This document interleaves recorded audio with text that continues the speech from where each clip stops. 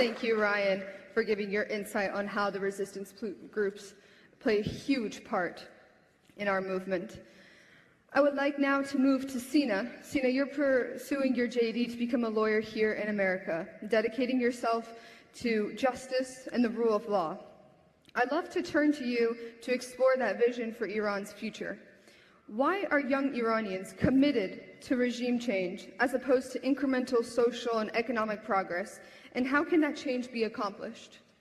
Thanks, Nicole. I think that's a very important question, because when we talk about regime change, it's important to acknowledge that it is a serious inquiry. It's one that has significant costs, and that burden has to be carried by the current generation of Iranians. So I think, as Mohammad Reza was outlining earlier, the landscape right now that young Iranians see is very bleak.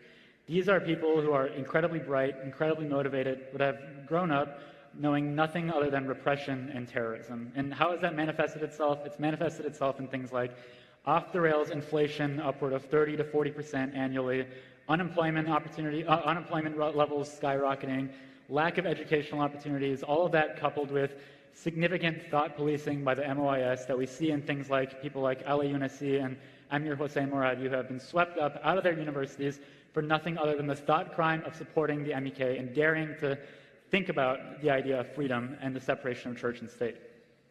And so against this landscape, I think Iran's youth see no hope for progress within this current regime.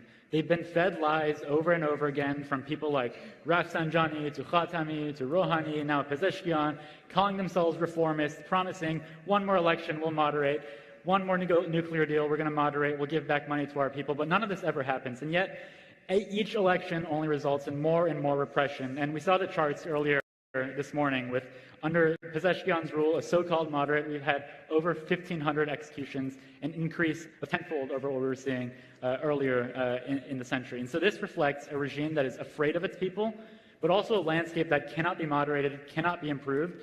And so the individual cause of any given uprising might come from a variety of social ills. For example, in 2009, it may have been because of the election fraud. In 2017, it may have been because of oil price shocks. In 2022, we of course know is because of a reaction to the morality police's killing of Mahsa Amini. But very quickly, each of these uprisings radicalizes overnight into a cohesive nationwide call animated by chants like death to Khamenei, down with the dictator, down with the oppressor, be it the Shah, be it the mullahs. This reflects an understanding among Iran's youth that the individual cause of one grievance might be an economic problem, it might be a social policy, but the root cause of all of their grievances is a regime that is filled with corruption, terrorism, and oppression at every single level, and the only solution to that is to take it down and replace it with a truly pluralistic democracy.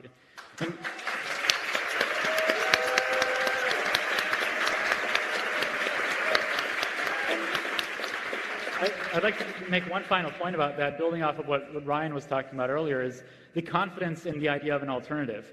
You know, regime change and going out in the streets, it takes a lot of sacrifice, and I think the reason that we see successive uprisings, even despite all the imprisonment, all the killings in the streets, all the executions, Iranians are still willing to come out in the streets 1 year later. Why is that? It's because they have faith in an existing alternative in the form of the NCRI and MEK.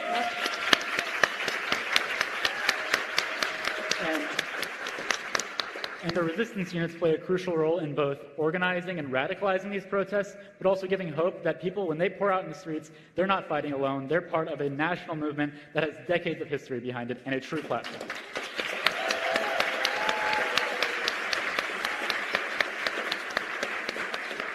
Thank you, Seena. And why do you think that the MEK resonates with young Iranians and their priorities for the future?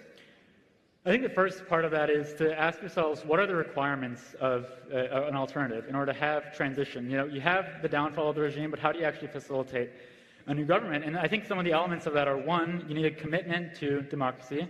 Second, you need an organizational capacity with international and domestic support. And third, you need the institutional guardrails to actually facilitate things like free and fair elections and the formation of a new government and new societal structures from the ground up.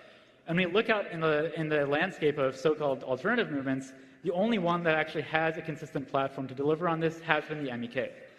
And a crucial part of this has been their steadfastness in their first principles and their commitments to democracy and freedom, dating back all the way to 1979, when Khomeini first came to the scene, many folks were saying, let's give him a chance, let's negotiate, let's make some compromises. But the MEK was the only group who from day one recognized that the so-called Vilayat al-Faqih, the Islamic jurisprudence that Khomeini promised, was antithetical to any form of popular sovereignty, any form of democracy, any form of progress that the 1979 revolution was intended to achieve. And for this reason, the MEK has been under significant repression, significant targeting by the regime. And I think it's important to recognize that its advocacy has not been in the form of just rhetoric. It's not in the form of slogans that they tweet from 10,000 miles away and call it a day. This has been backed up by a fight on the ground for decades that has been relentless, and a significant price has been paid. For example, throughout the 1980s, there was a reign of terror that Khomeini unleashed on the MEK that culminated in the execution of 30,000 political prisoners in 1988 for the crime of supporting the MEK. Or throughout the 2000s, there were successive attacks launched by the Iraqi government at the behest of the Iranian regime on the unarmed freedom fighters in Camp Ashraf in Iraq. And I think most of us in this room will remember in 2017 when the Iranian regime attempted to bomb one of the NCRI's annual rallies attended by tens of thousands of supporters from around the world and dignitaries in Paris. I think that final point is especially crucial because it reflects how afraid this regime is of the MEK. Why else would you risk the total international catastrophe that would come from bombing a national gathering inside of Europe attended by the highest level people of the intelligence agencies, government, etc., all around the world? The answer is because they're afraid of the MEK. Because the MEK...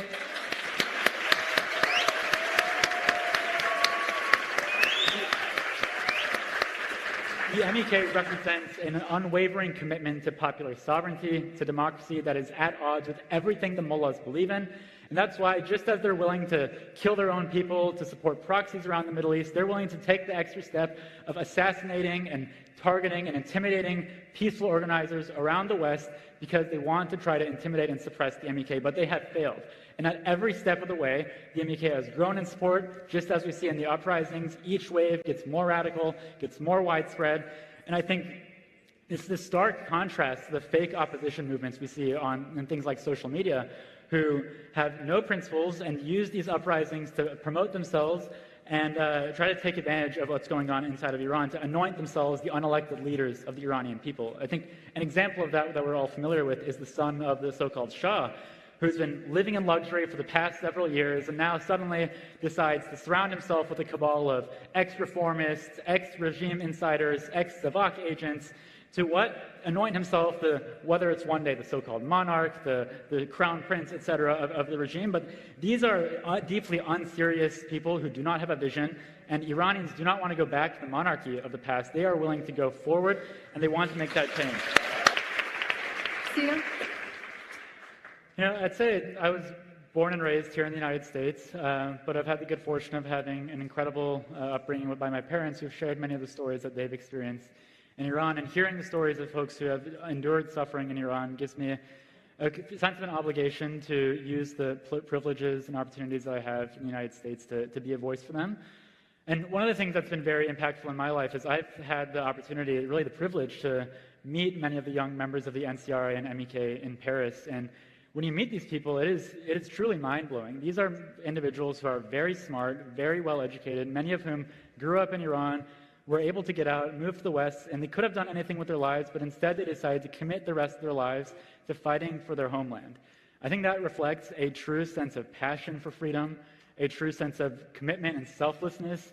And when I'm sitting here, I feel an obligation to continue their fight, do everything I can, and I feel honestly, I would say one of the biggest honors in my life is the fact that I've been able to grow up around these types of people and also play a small part in carrying on their voice. And I'd love to... Thank you, Seena.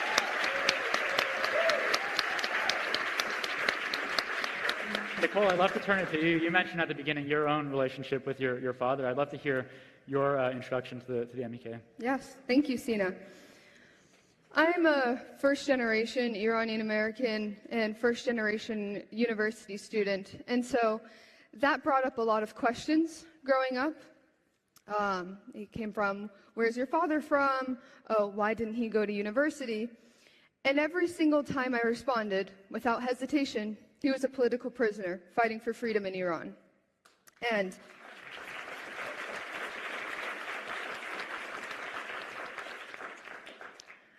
I never felt ashamed to say this to anyone that I've met.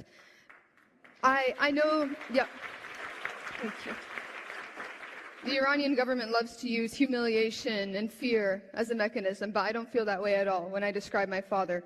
When I look at him, I see the memories of 120,000 lost souls in this brutal regime.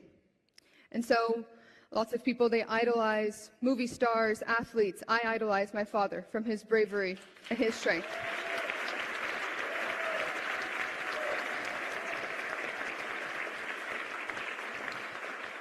And so I find myself here today. It's not just my right, but it is my duty as a daughter of my father to continue this fight for a free Iran.